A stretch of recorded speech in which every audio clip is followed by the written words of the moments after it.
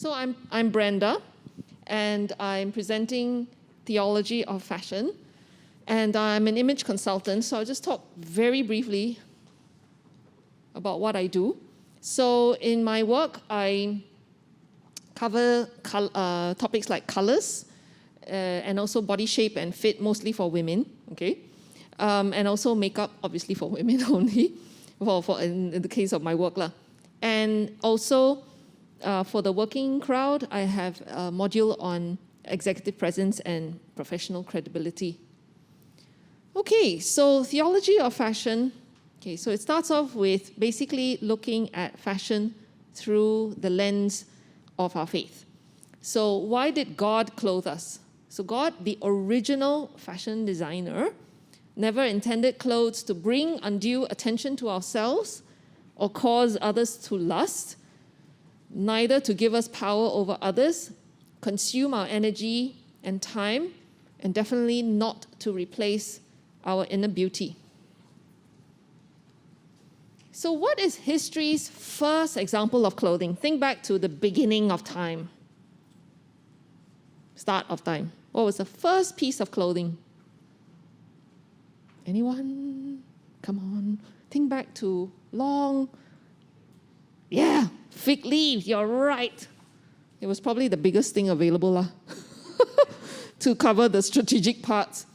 Okay, so what happened then between this, which was the fig leaf, that only strategically covers the important parts, which is purely functional, to this, which beyond just functionality, from this you can tell, right, from the picture, which era what gender she is, what era she lives in, and which geographical area she comes from, right? This is Elizabethan times. So what happened between this and this? It's called fashion. Okay? Fashion is basically an expression of ourselves through our clothes, and not just clothes, because fashion is also accessories, right? Bags, shoes, brands, and that whole image, yeah? And fashion is actually a huge, huge, huge business. It keeps growing every year. I mean, pre-pandemic, the fashion industry was the one that just kept growing year on year on year. So the purpose of this talk is precisely to impart, my attempt to impart to you this message that we can give a Christian tone to every facet of our existence, and that includes how we choose to dress and present ourselves. So the key words here are Christian tone. So why do we dress ourselves? So some words here, yeah? So the basic function of clothing is what? It's a 10-letter word. I mean, just think, don't worry about this. Just what do you think is the basic function of clothing? Yes? Protection, yeah, very good, 10 points. Okay? And the way we dress, the cut and style of our clothes, are all ways of showing our what? It's an 11-letter word. And directing attention towards the more truly what aspects of ourselves. So the way we dress, the cut and style of our clothes are all ways of showing why do we, other than the protection, what can we show through our clothing? Oh, wow. Okay, thank you. Personality. Yeah, I counted, make sure it's all 11 letters there. And directing attention towards the more truly... No, it's 5 letters. That's right. More human aspects of ourselves. Okay? To contemplate something is to possess it. Now, what on earth does that sound? What does that mean? You see, when we see anything, like I'm looking at you, you're looking at me, right? The more chim way of explaining it is contemplate. Yeah, but it's basically to see and experience, think about, and remember, right? After this, I'm going to remember you, and you're going to remember me. So to contemplate something is to possess it in our thoughts in our memories, in our experience. So, for example, whether it be a positive or negative contemplation, there is a certain element of possession by that other person who is contemplating you. So, for example, if there was a scantily dressed man, okay, let's not use women all the time. If there was a scantily dressed man who came in, and we all, right, including the men, will look at him, and we will remember, we will experience that person, and we will think about that person. So that person is in our being already, and that's what it means by possessing. Yeah. So basically, when we dress, we have to remember that we end up being, so to speak, possessed in other people's thoughts and memories. So do we want then to present ourselves positively or not positively? Of course, I would hope it's positively, right? Because we would like the other person to possess a positive image of us in themselves, in their experience and in their thoughts. Okay, making a good first impression. I'm going to show you a picture of a guy just for 2 seconds, and I'd like to get your initial reactions to him. I'll just ask you some simple questions. Okay, so 2 seconds, yeah? Can you see clearly? Give you a bit longer. Okay. So what details did you notice about him? Was it too fast? Was it too bright? Okay, let me go back. Thank you. Okay, what details did you notice? What stood out for you? His hair, okay. What else? How about his beard? His dressing? Yeah? So what do you think he does for a living? He's a real person, of course. He's obviously a real person. He's a real client, by the way, of somebody I know. So what do you think he does for a living? Let me go back. You don't know him, but you get some idea, you form some image of him, right, in your mind. He fits the image of for example, some people say IT, so, IT fellow, or could be a busker. Anyone else? Yeah? Okay, what were the other questions? How much do you think he earns? Let's say he's an IT guy. Do you think he earns a lot? Or average income?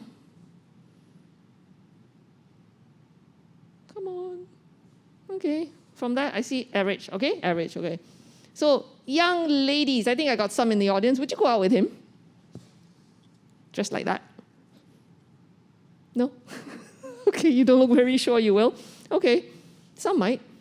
Now, I told you, right, that he's an actual client of somebody I know. So he went for a makeover. He's a young guy. This is his made-over version. Yeah, usually I got an O. Usually you get an O. Well, I mean, now what do you think? Do you think what opinion do you have now? Would you go out with him now? Maybe, yeah, okay. What details have changed? What details have changed? Yeah, his hair, he's shaved, looks a lot cleaner, right? Clean shaven. And he's dressed for, does he now look like an IT guy? Not so, okay? Maybe a lawyer, young lawyer, don't know. Okay, so what's the point of all this? Is that we make value judgments in 2 seconds. That means the moment you meet somebody, you already have some kind of an idea, you form some kind of idea, whether real or assumed, of that person, based on just purely what you see, right? When you first stepped in, and when you all first stepped in, we already kind of like judging each other, so to speak, yeah? In the sense that, like I'm standing here, say, oh, you're here for a fashion session. But if I don't dress up, if I just come in, I don't know, my home clothes or something, they go, this one is the, maybe helping someone or don't know what, not the speaker, right? So you have some idea, you're already kind of judging what fits into the image of someone, what fits into your image of someone. So now we are always reminded, especially nowadays, oh, don't judge, don't judge. But the reality of it is that we are given that ability to judge for our own good by God, for mainly, basically, our survival. Because if, let's say, a really fierce dog were to charge into this room, what's our judgment going to be? Zao, right? Run, right? It's danger. We better run. Yeah? And if we're not going to think, okay, fits into my image of a dog, because it's got fur, it's got 4 legs and everything. By the time you go and think of that, a dog's already eaten you up already or come and charged at you. So it's an instantaneous ability to judge that we have. So in the way we dress, in the way we carry ourselves, in the way we speak, in everything, right? Our etiquette and everything, we want to be earning respect for ourselves, earning respect for ourselves from others, as well as respecting ourselves. Yeah, and how do we want then to, so as much as we think that dressing and image may not be so important to us, the thing that it does send some kind of a message to the people that we meet. Okay, so Pope Francis has something to say about this as well, right? And he says, the acceptance of our bodies as God's gift is vital for welcoming and accepting the entire world as a gift. So, I'm sure we all know, right? We've all heard that we are temples of the body of the Holy Spirit. Our bodies are the temple of the Holy Spirit. So if we can accept ourselves as gifts, and how do we treat a gift? We treat it well, right? I hope. Because it's been given to us with love, with thoughtfulness, and with care. If we can accept ourselves as a gift, right? We can therefore then accept other people and the world around us as gifts as well. He also says, every expression of true beauty can be acknowledged as a path leading to an encounter with the Lord Jesus. So, our language, personal grooming, choices of style and attire, all of which show our personality, should then reflect this beauty so that people who encounter us can experience that beauty in us and truly say that, they're encountering our Lord. Okay, now no one is born with good taste. Yes, we are born, some of us, yes, some of you, some of whatever. Some people are born with extreme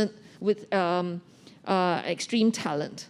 But the vast majority of us, whatever we are born with, right, for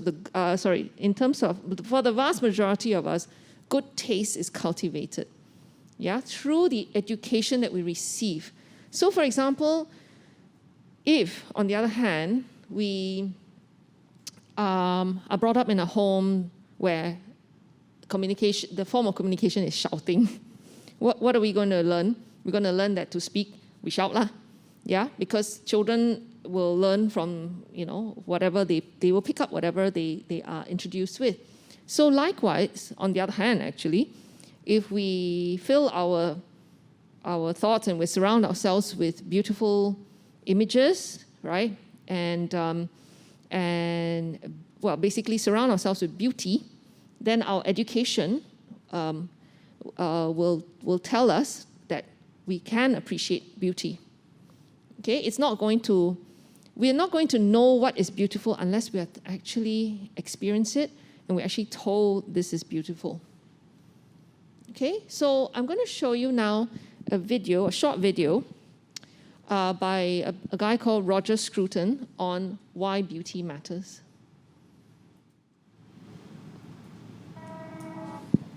Oops.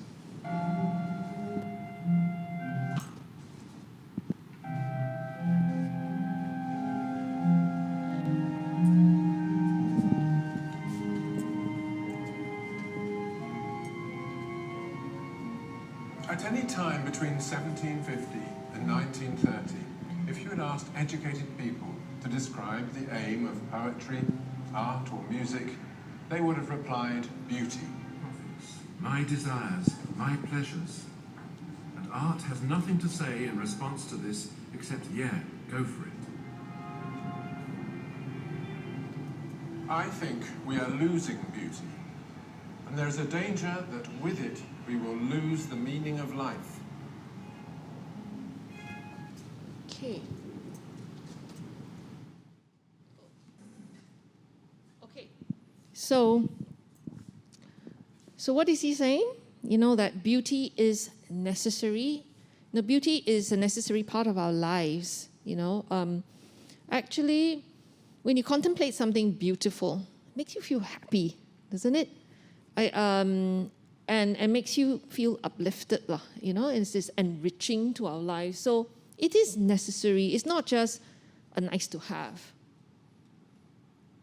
And if you notice in the video, there was this, okay, basically it's a urinal, clean one, I'm sure.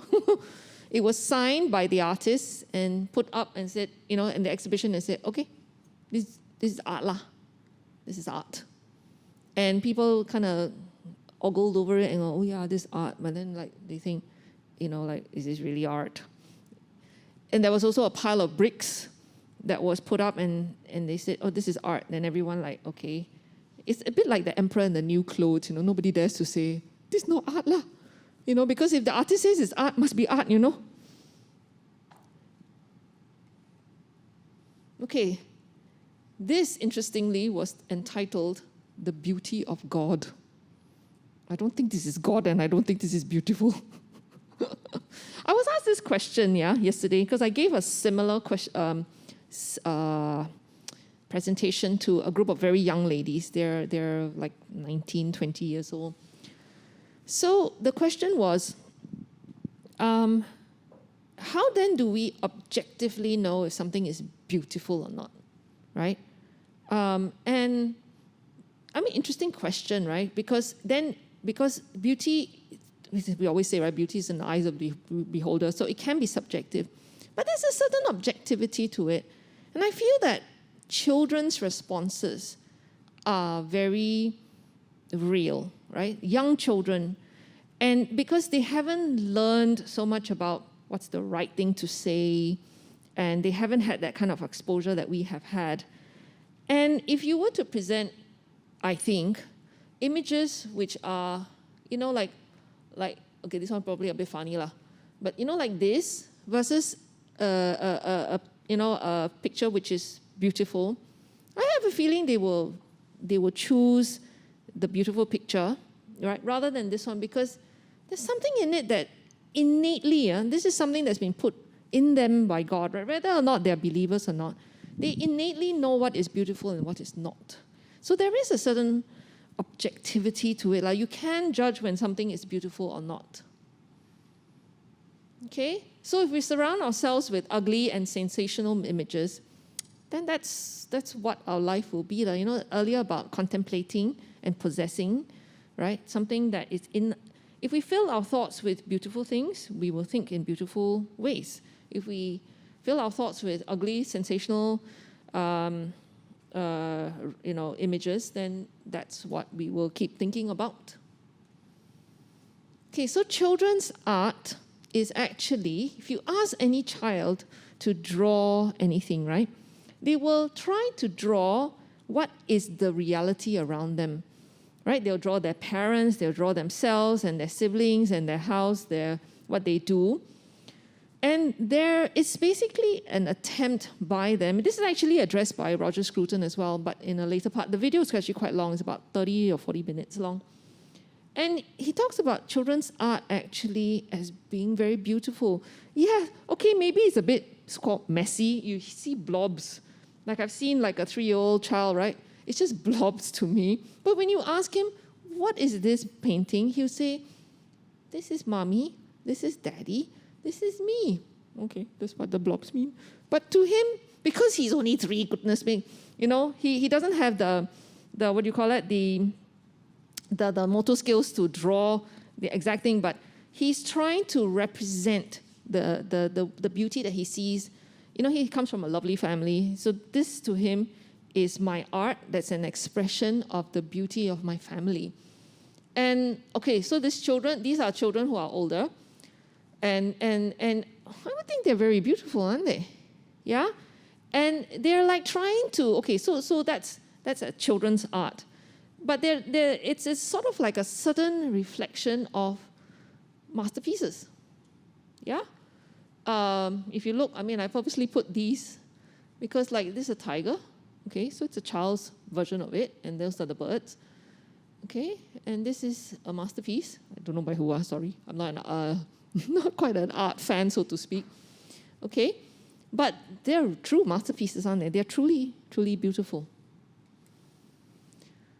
So we feed our minds well with beautiful art rather than ugly art, beautiful books, beautiful music, and beautiful images around us. Okay, so because beauty reminds us of home, and if we put beauty first, it will be forever useful. Now, those of you who are very young, you probably won't remember this or know this. At one time, the Singapore government was like, okay, raise down all those old buildings, make way for the skyscrapers and everything. And then at one point, fortunately, they, okay, stop. If we do that, all our architecture is just going to look like just skyscrapers. So that's why we now have a conservation policy, right, for those Peranakan shop houses and everything, because those things are beautiful. So if you put beauty first, it will be forever useful. It may not be used for the purpose it was originally intended to. For example, like chimes, they've preserved the building beautifully. They've repurposed it. I was in the UK recently because I was sending my daughter there for her studies and came across this beautiful church and taking photos. Oh, what church is this? Oh, it's not a church anymore. It's actually some university lecture hall, but they kept it and they just repurposed it into a hall rather than raise it down and say, okay, let's build this 4 walls with a roof and call that the lecture theatre. Yeah? Now, Rembrandt, I just use this as an example. Beauty isn't necessarily about young, slim, beautiful, tall. Yeah, it can be, definitely. There's beauty in old people, right? If you look at in beauty in age, beauty in experience. So if this man, I don't know whether you can see clearly, but if you look at his eyes, I don't know what it's actually filled with, but could be empathy, could be worry, but worry in a caring way. It could be just kind. And there's beauty in this, in this picture where you can see, maybe it's husband and wife, I don't know. Okay, that in that relationship. So there's beauty that goes beyond just what we see as just beyond the eyes. Okay, so Plato says that beauty is a sign of another and higher order. Beholding beauty with the eye of the mind, you will be able to nourish true virtue and become a friend of God. Because beauty brings us to the sacred. Yeah, if you want to read more about beauty, actually St. Thomas Aquinas is actually I think he has his whole writings on beauty. Okay, so in the write-up, there's something about style. So, okay, I better talk about style. It's not just theology all the time, yeah? Okay, so when we dress, we communicate something, right? Whatever it may be, we actually communicate more than just our personality. We also communicate values that we hold dear. And, values could be good or bad. Virtues, it's different. Virtues and values. Virtue is always good. But values could be poor values, isn't it? Right? But we could also have good values. So hopefully it's good values that we want to communicate. So to develop style is to become a person who understands fashion without being a slave to it. So there's a big difference between style and fashion. What's fashionable may not be very stylish. Yeah? Can you imagine walking around? I don't know. It's a bit too eye-catching. Okay, so Grace Kelly, I forgot to put her name here. So Grace Kelly was known, Grace Kelly is known, for her classic style, very simple, nothing flashy. But she was considered one of the style icons in fashion history. Style is knowing what colors suit you. Yeah? Good style shows that you know what suits you, and colors in particular here. Style is great fit. So this guy, again, when you see this kind of pictures, you know this is a real client one, not just taken from the internet. Okay? So he came, I don't know what job he has, but kind of like, okay, just the way he looked. Went for a makeover and, again, didn't lose any weight or anything. But basically put him in clothes that fit a lot better. And fit has little to do with size. So please don't think that, I need to be tall, slim, young, then I can look stylish. Nope. You can look stylish no matter how short, tall, no matter your height, no matter your size, no matter your age. Okay, style is understanding your own style, personality, and what suits you. So this is Nicole Kidman. I don't know what happened to all my captions. I think I might have forgotten. But anyway, so she is somebody who likes more feminine styles. So no matter what she's going for or what occasion she's going for, she dresses in the style that makes her feel most comfortable. And it's what you call the girly romantic style. She's got that the hair, the makeup, and she goes with a style that makes her feel comfortable and beautiful. Yeah?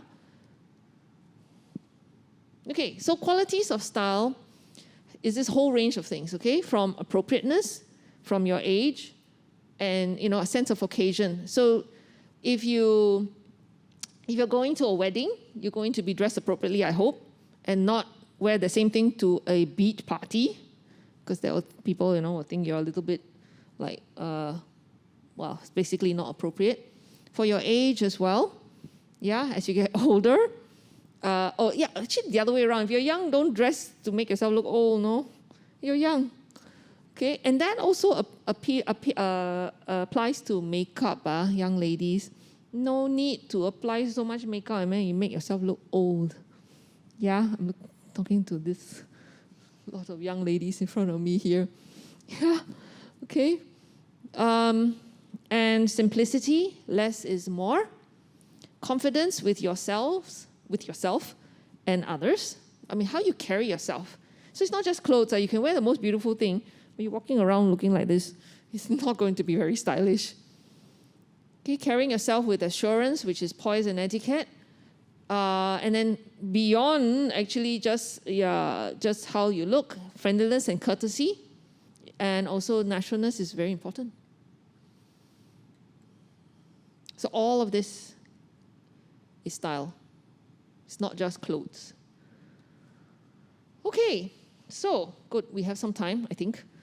So 3 important things about you. Everyone, not just ladies, and not just young, not just old, it's just every single human being, there's no animals here, right? Human being, is that each of us, regardless of whether you believe in God or not, we all have a dignity that is given by God. Yeah? And therefore, it is very deep and it never changes.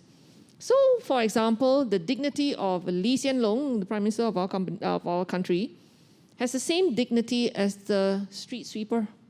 You cannot say that he has a higher dignity than the street sweeper. Neither does our dignity ever change.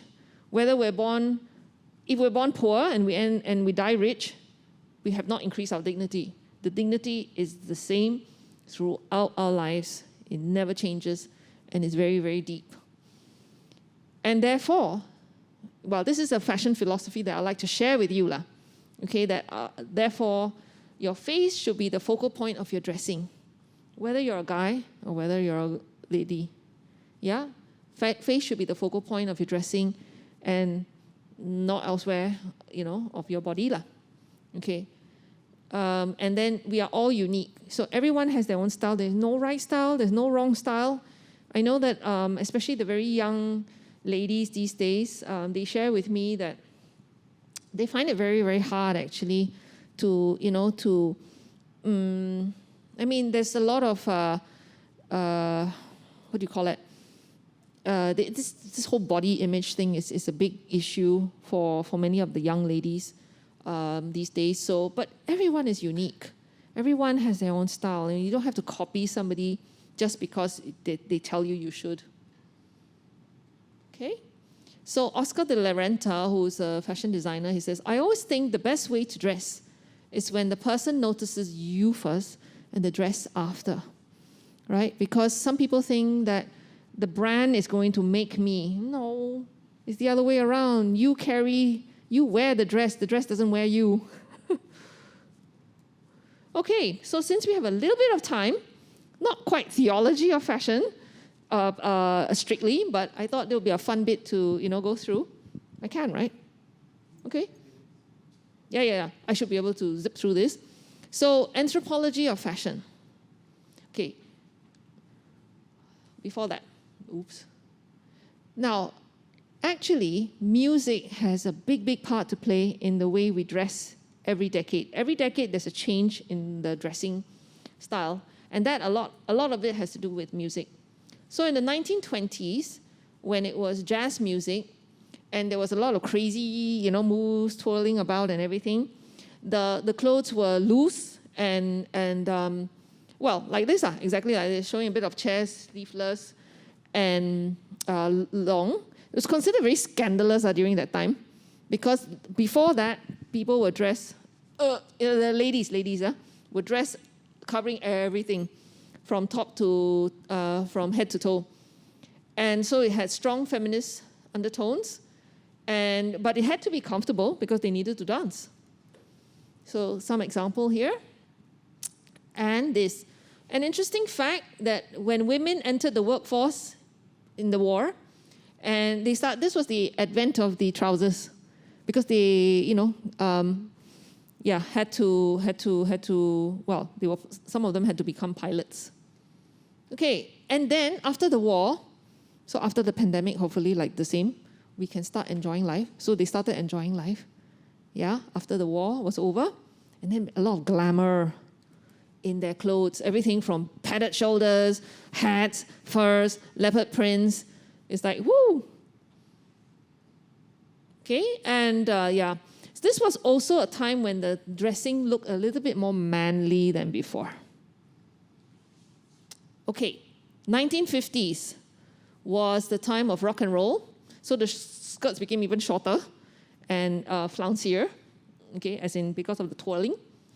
And also you had what you call the Letterman jackets because of the letter that was there. This was also the emergence of teen fashion. This was the first time they actually targeted teens in their dressing, in the retail, in the sales, marketing. And then other than dressing, they influenced stuff like hairdo. This is Patti Page. And then you've got the Beatles' hairstyle, Elvis Presley and his hairstyle. And also the raised collar came from his time. So see, music, the stars, the music, the singers played a big part in fashion. Okay, and then in the 60s, there was a big change in the way people dress. Songs talked about freedom, individuality, and so people dressed that way as well. So the skirts became like really, really short, and then more exposed. And then for the men, it was like, more like hippie style, freedom, and a boho, flower power. Jeans, interesting. Previously, denim was actually used for tents and work clothes. And then it became a fashion which remained until this day. And then Jackie Onassis, if you know who she is, Jackie Kennedy before, when John F. Kennedy was alive, she made the Chanel suit very famous. So in the video, which I hope to be able to show you, you see the Chanel suit that was made famous by her. Okay, and then in the 70s, disco and rock. Okay, I'm going to go straight. Picture speaks 1,000 words, so this is how they dressed. Okay, tight-fitting pants, chest hair, loud, colorful prints. These are all, the older ones will know who they are. And then in the 80s, the golden age of music, you had Madonna, Michael Jackson, Cyndi Lauper, just a few examples. bright colors, loud prints. Okay, later in the video, you'll see that the dressing becomes a lot more like this, colorful and bold. And then, this period was the advent of the casual style. So like sports shoes became just recently I Googled famous shoe brands. I didn't get the luxury brands, I got Adidas, Nike, and all this. So it's become like the fashion thing now. But before this time, these clothes were purely for exercising only. Okay, and then 1990s to today is like chapalang lah, everything rojak. Okay, and then you've got like all kinds of things from glitz and glamour to baggy and washed out jeans, torn jeans, flannel shirts, mini skirts. Aha! Yay!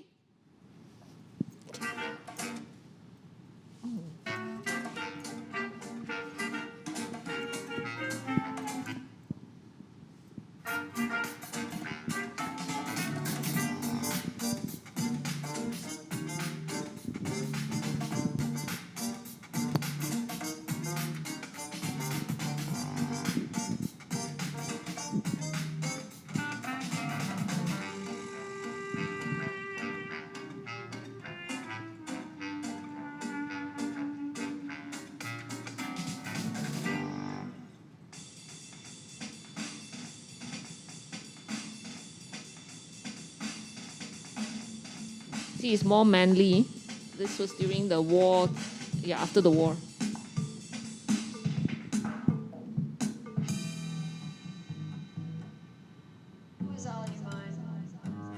And after the war, the glamour, enjoyment.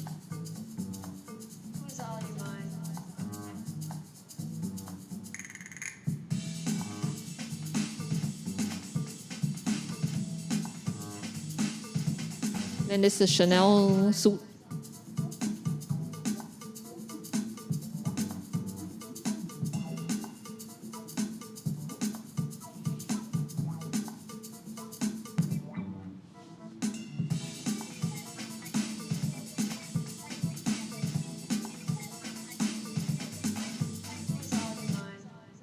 I better tell you before you get close. I'm a special case, I'm not like the other ones. There is a reason why I'm still alone. If you want to stick around, you need to ask yourself, are you enough of a man? Can you take me as I am? Maybe special day, but I like honesty on the rocks.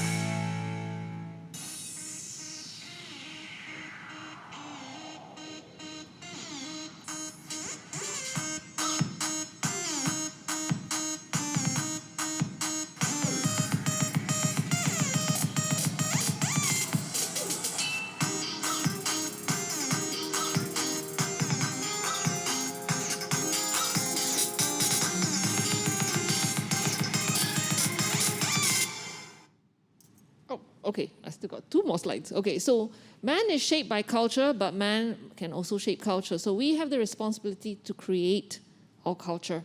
Okay, so we don't just let the environment affect us and influence us. We can also influence the environment through how we dress and think and speak. Yeah? Okay, and so how we dress is an ethical aspect. It can improve us or not. Hopefully it does. And that's it. Thank you very much. Yeah. Okay. So I think we have like maybe 3 minutes for questions. Any comments? Anything? Nothing? Okay. Or you can ask me later if you want. Okay. All right. Thank you so much for being here. Nice to see you all.